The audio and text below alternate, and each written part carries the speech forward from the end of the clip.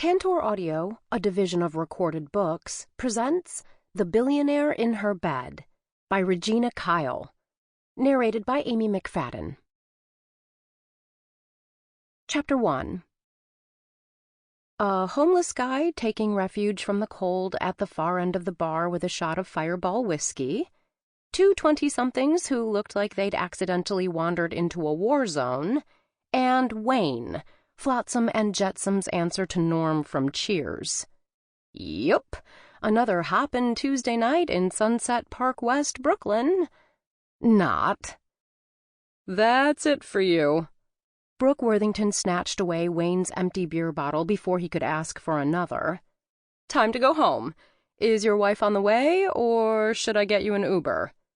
Uber, he croaked, his breath smelling like stale cigarettes and his preferred brand of cheap beer. Her shift couldn't end soon enough. She grabbed a towel and a spray bottle of disinfectant from beneath the bar and started to scrub the scarred oak surface. Go to the bathroom and freshen up. I'll take care of the car. He let out a loud burp and wiped his mouth on his sleeve. Gross. Thanks, Brooke. You're too good to me. Don't I know it? She waved him away. Go, before I change my mind and call your wife. You wouldn't. He teetered on his stool, grabbing the bar rail to keep from falling. She arched a brow at him. Wouldn't I? He eased himself off the stool with all the grace of a spastic walrus and tottered toward the bathroom. Brooke went back to the task at hand, holding her breath against the strong smell of the disinfectant. Probably a holdover from all the time she'd spent sitting in hospital rooms, waiting for Mallory to finish chemo or radiation. To this day, she associated the smell of ammonia with sickness. Ammonia and anxiety, with a side order of dried blood and unwashed feet, saturating the air like an old sponge. It gave her the willies. Excuse me. A deep, husky voice conjured images of naked bodies, sweaty and entwined, stopping her rag mid-swipe. Had it been so long since she'd had sex that some random guy's Barry White impression was all it took to shift her brain into bad porno mode? She mentally tallied up the days, which quickly multiplied into months. And months, and months. Yep, it had. She raised her head, ready to feast her eyes on the holder of the voice that had her girly parts doing the Macarena, and her breath caught in her throat. If she hadn't been holding on to the bar for dear life, she would have crumpled onto the beer-stained floor like Wayne almost taking a header off his bar stool, except she would have been more of a puddle of lust than a drunken heap. Tall. Christ, he was tall. Probably 6'1" or 6'2", and every inch of him long, lean, and lip-smacking. She let her gaze linger on his magnificently manly chest and impossibly broad shoulders before traveling up to his chiseled jaw, dotted with the perfect amount of sexy stubble. Dark hair fell in waves over his brow, and piercing Paul Newman blue eyes stared out at her from under sinfully long lashes. Figures. The first guy worth a second, third, and fourth look to walk into Flotsam and Jetsam, and she was up to her elbows in cleaning solution. Do you have a phone I could use? He shoved his hands in the pockets of his cashmere coat, which he wore over a crisp white button-down shirt that looked right at home with his pleated charcoal dress pants. I left mine back at the office. Sure. Phone. Shit! She'd forgotten Wayne's Uber. She threw the towel in the sink, squirted some hand sanitizer onto her palms, and reached for her cell on the shelf behind the bar. Just let me take care of something first. No problem.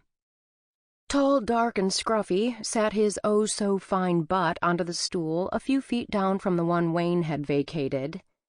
Sexy and smart. Another plus in Mr. Almost Perfect's column. Almost, because in Brooke's world, no one was the total package. Everyone had warts, some more than others. Can I get you a drink while you wait? She tapped the Uber app on her phone and entered the required information: type of vehicle, pickup location, destination, which she unfortunately knew all too well, having requested rides for Wayne more times than she could count. "On the house." "Are you sure this place can afford to give booze away?" His eyes darted around the virtually empty bar. "Your boss might not approve." She lifted a shoulder. "What he doesn't know won't hurt him." "Then I'll take a Macallan. Neat." "You're kidding, right?" She closed the app and slid her cell across the bar to him. "I've got Dewar's and Johnny Walker Black."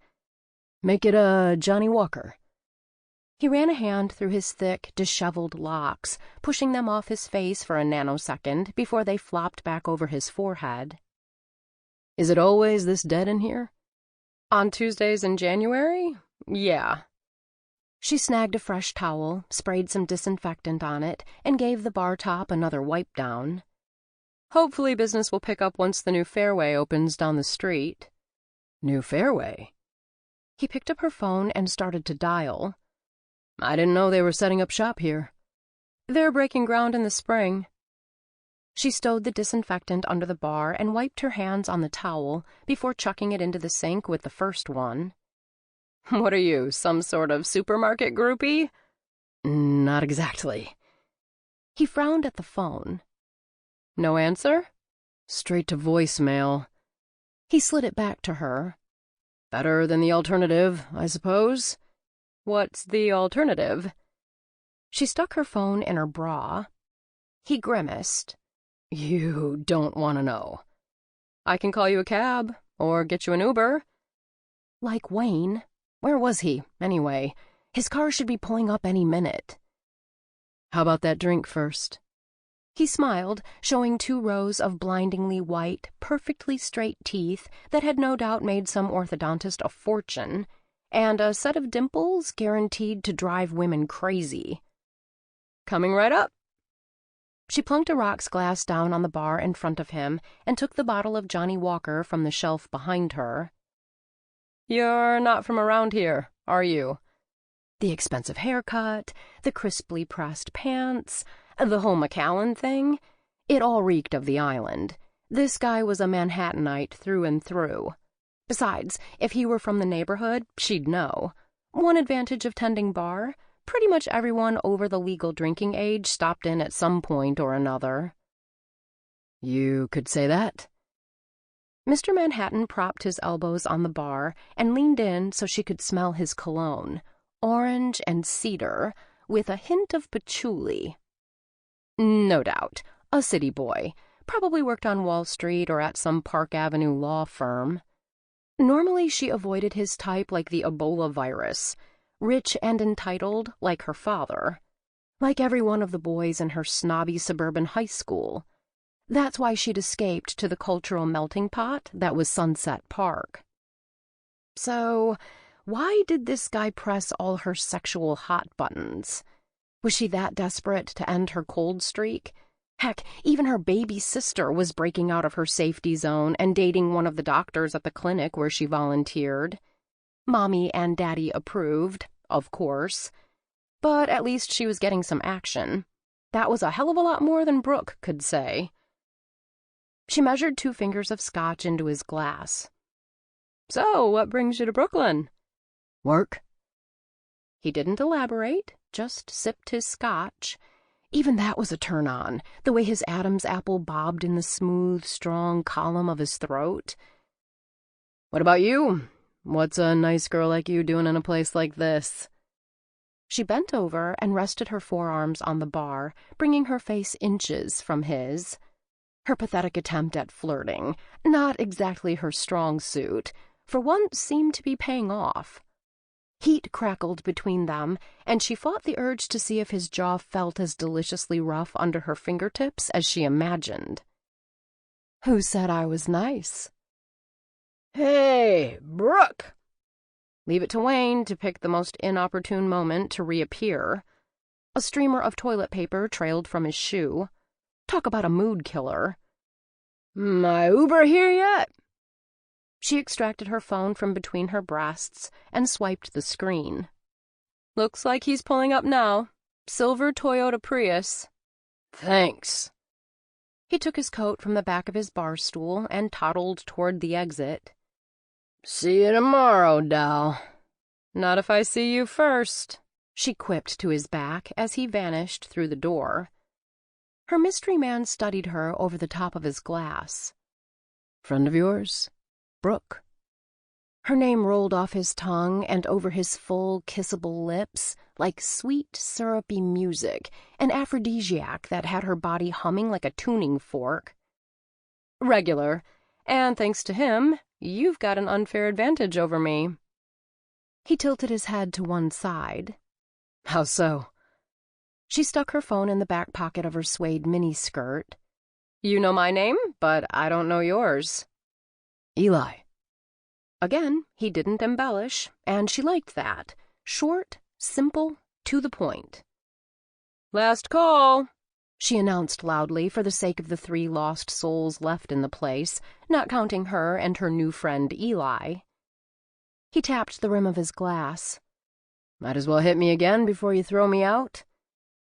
She poured him 2 more fingers of whiskey, nodding to the 20-somethings on their way out, before turning her attention back to her intended target. "I could use some company while I clean up. It gets awfully lonely around here after closing time." Oh my God, did she seriously just say that? No one would ever accuse her of being shy, but sexually aggressive wasn't in her wheelhouse. What had come over her? It was like aliens had taken over her body. Horny, sex-starved aliens. Eli jerked his head toward the end of the bar, where the homeless guy was fast asleep with his fireball. "What about him?" "There's a shelter a few blocks over. I'll have a cab drop him off." She took a shot glass, filled it with a liberal portion of Jägermeister, and lifted it halfway to her mouth. Nothing like a little liquid courage to unlock her inhibitions. "So what do you say? Are you in a rush to get home, or can you help a girl out?" "Well, when you put it that way." He clinked his glass with hers. "Far be it from me to abandon a damsel in distress." Eli Ward smiled as he sipped his crappy scotch. Poor quality of the booze aside, things were definitely looking up. Not hard, considering how his day had started. His morning Joe, black with 2 shots of espresso, all over the front of his gray and white pinstripe Robert Graham dress shirt? Check. His driver out sick and not an empty cab to be found in Soho during morning rush hour? Check. And then the trifecta, the rancid cherry on top of his shit sundae. They'd lost the East Harlem project, the latest in a series of business disasters for Momentum Development. An old sugar refinery in Dumbo, a former elementary school in Stuyvesant, an abandoned warehouse in Flatbush, all snatched from under him at the 11th hour by his biggest rival in the New York City real estate game, Noel Dupree. Somehow, some way, Dupree was getting the best of him. Eli had made an art of flying under the radar with his projects until it was time to go public. And that meant working with only the most circumspect, trustworthy people. His vetting process was extensive. But, not for the first time, he wondered if Momentum had a mole. It was the only explanation he could think of for Dupree's recent successes. Which was why he'd played it closer to the vest with the East Harlem project. The only people in on it were Eli and his best friend and business partner, Simon Adler. Eli had even left his totally trustworthy PA Ginny out of the loop, to be on the safe side. And in all likelihood, that meant only one thing. His best friend and business partner was selling him out. Exactly how and exactly why, Eli didn't know, but he was going to find out. To do that, he needed some space. Otherwise, he ran the risk of either tipping Simon off that he was wise to him or punching his face in. So he'd run, told a shocked and confused Ginny to cancel his meetings, and hopped on a subway to anywhere, winding up 30 minutes from Manhattan in Sunset Park. which, according to the charming, attentive, and extremely attractive Brooke, was soon to be the site of a new fairway, what developers like him referred to as a green shoot, a harbinger of gentrification and increased property values. He logged that fact in his brain and moved on to more pressing matters, like the fetching female across the bar. He sat back and studied her as she moved about the room, wiping down tables, pushing in chairs, sweeping the floor. Not his usual type, for sure. Instead of sharp angles and hard edges, she was soft and warm and inviting, with curvy hips and a J-Lo booty he was dying to get his hands on. Raven hair fell in lush dark waves to her shoulders, framing a face that housed a sensuous mouth begging to be kissed. And to top it all off, like a red, ripe cherry perched on the seriously scrumptious ice cream sundae his day had transformed into, she had absolutely no freaking idea who the hell he was. No clue he was a member of the Forbes 400. No chance she was after him for his money or his social status. She was just a woman, a damned attractive woman, who seemed like she wanted him as much as he did her. She caught him staring and gave a thick, throaty laugh. His dick twitched in his pants. Fuck! She was a walking, talking, wet dream. His for the taking, no strings attached, the perfect end to an imperfect day. He knocked back the rest of his shitty scotch, thunked the empty glass down on the bar, and slid off his stool. "Need a hand?" She shook her head, sending her blue-black tresses swaying around her face like a velvety curtain. "I'm almost done. Have to count out the night's receipts, what little there are, and lock them up in the office safe." She swapped the broom for the cash drawer and motioned for him to follow her down a narrow hallway off the back of the bar. She stopped in front of an old-fashioned wood-paneled door with a frosted glass window, took a ring of keys from the belt loop of her super-short miniskirt, and inserted one into the lock. "Here we are, my home away from home." She pushed the door open and flicked on a grainy fluorescent light overhead. He trailed in after her. When he could drag his eyes away from the seductive sway of her generous ass in the skin-tight mini, he saw she wasn't kidding about the home-away-from-home thing. The office was like a combination kitchen, bedroom, and workspace, complete with a microwave, mini-fridge, and futon, in addition to the traditional desk, chair, and filing cabinets. He opted for the futon, taking a seat and crossing an ankle over his knee. "Nice digs." She sat behind the desk and started sorting the cash from the drawer. "I spend enough time here. Figured I might as well make it comfortable." "You own this place?" "Manager, bartender, jack of all trades. It pays the bills." She stuck the money in an envelope, sealed it, and scrawled something across the front. When she was done, she crossed to the safe and knelt to dial in the combination. The door swung open, and she shoved the envelope inside. "There, all set." She slammed the safe shut and stood. "I have a surprise for you." "Oh?" One corner of his mouth lifted in a half-smile. "Not that kind of surprise."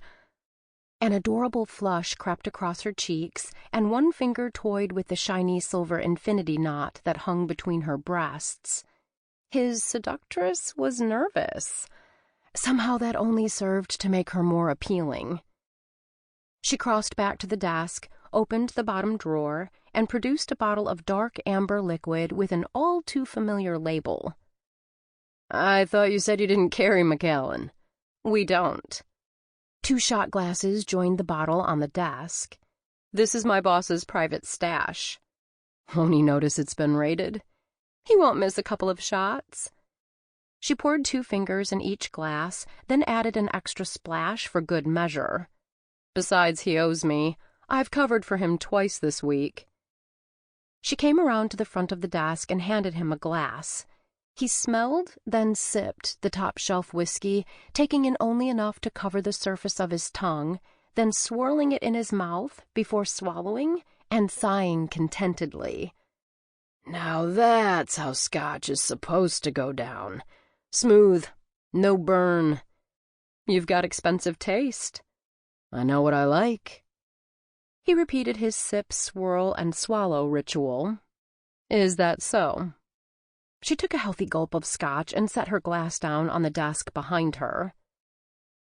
See anything else you like? Maybe. He snagged her hand, pulling her down onto the futon. She landed half in his lap and half on the seat beside him. The half in his lap pressed against his crotch, making his disobedient dick twitch again. He polished off his drink faster than good Scotch deserved, ditched his glass, and ran a hand up the smooth, pale skin of her leg, stopping just under the hem of her skirt. Tell me you want this as much as I do. I want this as much as you do, she echoed in a breathy whisper. His fingers toyed with the lacy edge of her panties. Last chance to change your mind. She sucked in a breath. Thanks, but no thanks. Carry on. He lowered his face to hers and spoke next to her ear, ruffling the tendrils of hair at the base of her neck. Good answer. He kissed the side of her neck where it met her shoulder, sucking her silky, soft skin into his mouth. She tasted of vanilla and honey, like a rich, exotic confection from some upscale bakery. The sweetness lingered on his tongue and made him hungry for more. Her head fell back, lifting her beautiful breasts, bringing them that much closer to his greedy mouth. Really good, she moaned, echoing his sentiment.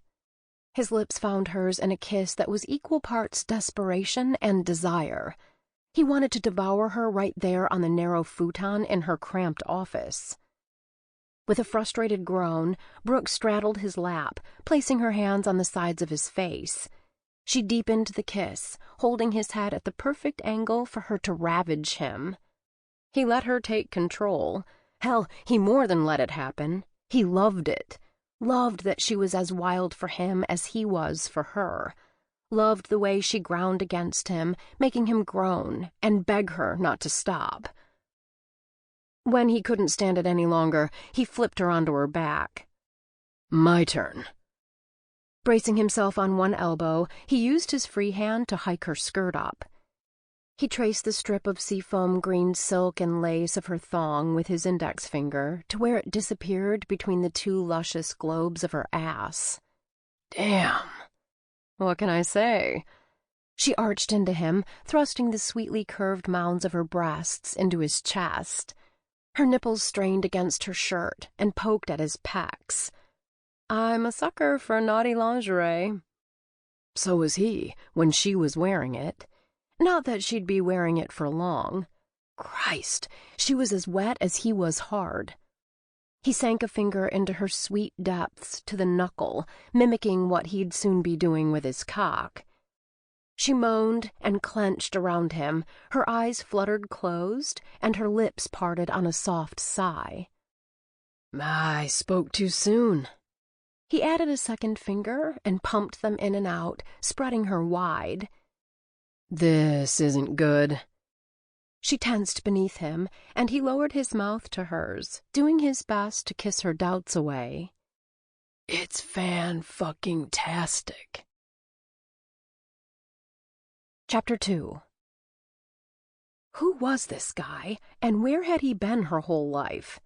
Current dry spell notwithstanding, Brooke was no stranger to sex. But her experience hadn't prepared her for this. For Eli staring down at her as if she were a Christmas present and he was trying to decide how to unwrap her, those piercing, almost translucent blue eyes heating her from the inside out. The fingers inside her curved and penetrated deeper, hitting that secret spot that made her cry out with pleasure. Like that, do you? The cocky bastard had the nerve to chuckle. A smile played around the corners of her lips. Two could play that game. Mm-hmm. She snaked a hand around the back of his neck, pulling him down so her tongue could trace the shell of his ear. She worked her way down to the lobe, taking it between her teeth and giving it a not-too-gentle tug.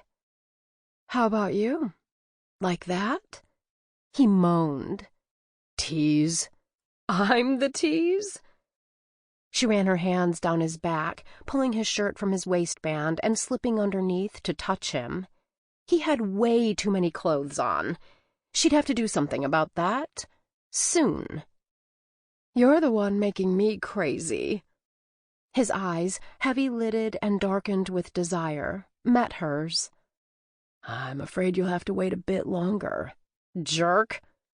She writhed underneath him, doing her damnedest to force his fingers deeper inside her. He punished her by withdrawing them entirely. "You'll be singing a different tune before the night is over." "Promises, promises." "That's right." He hooked his thumbs under the strings of her thong. "And I intend to keep them." She didn't need any coaxing to lift her hips, allowing him to drag her panties down her legs with an excruciating slowness. "At this rate, we'll be here until dawn." "What's wrong with that?" He pulled her panties over one foot, then the other. "I don't have anywhere better to be. You?" "No." She dropped one leg to the floor, opening herself to him. "But I'm worried about Miguel." He froze with his hand in midair, her panties dangling from one finger. "Boyfriend?" "Barback. He's on mornings this week." She moistened her lips and trailed a fingernail along his bicep. "I'm afraid we might traumatize him if he walks in on us." He tossed the thong aside and reached for the hem of her skirt. "We'll lock the door. He has a key." She closed a fist around his upper arm, or tried to. Her fingers barely spanned half the circumference of his meaty bicep. OMFG. Eli might be a Manhattan yuppie, but he clearly found the time to stay in shape, be it at the gym or running in Central Park or some combination of the above. She shut her eyes and pictured him shirtless and sweaty, fresh from a workout and in need of a hot shower and someone to help scrub his back. The wet brush of his lips on the sensitive skin behind her knee woke her from her daydream. "Then I guess traumatizing Miguel is a chance we'll have to take." He shoved at her skirt. She cooperated again, raising her ass so he could hike it up to her waist. "Now you." She twisted her fingers in the soft fabric of his shirt. "Fair enough." He helped her yank it over his head, apparently in too much of a hurry to unbutton it. She slid her hands across his chiseled pecs and traveled down his 8-pack, only stopping when she reached the button on his waistband. He shot to his feet, and for a minute she thought she'd done something wrong. But then he shucked off his pants and boxer briefs, leaving him gloriously naked. He stretched out on the futon beside her, the hard length of his erection pressing against her belly. "This has to go." He fingered the neckline of her blouse. She unfastened the buttons one by one and let the shirt fall open, revealing a sheer seafoam green bra that matched the thong he'd discarded earlier. "Better?" "Bra too," he ordered. "Bossy." Even as she complained, she found herself reaching around her back to undo the hooks. It was like he was some sort of sexual sorcerer, manipulating her mind and rendering her incapable of disobeying his gruff demand. He grinned. "You have no idea."